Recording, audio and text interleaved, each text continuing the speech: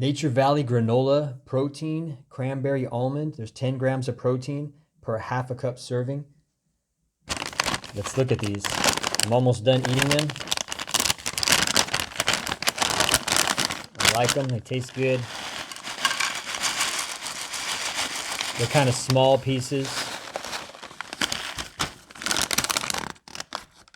Kind of like popcorn size. There are some little like dry, you will have like the dry cranberry in there. And the almond is kind of hidden in there too. You can't, it's not as noticeable as the cranberry. See, those are the cranberries. And they're dry. It tastes really good. They're kind of crunchy. They're not super crunchy. I'm not really a super crunchy person, but I can eat these like this, like a snack, without having to eat them like cereal with some liquid.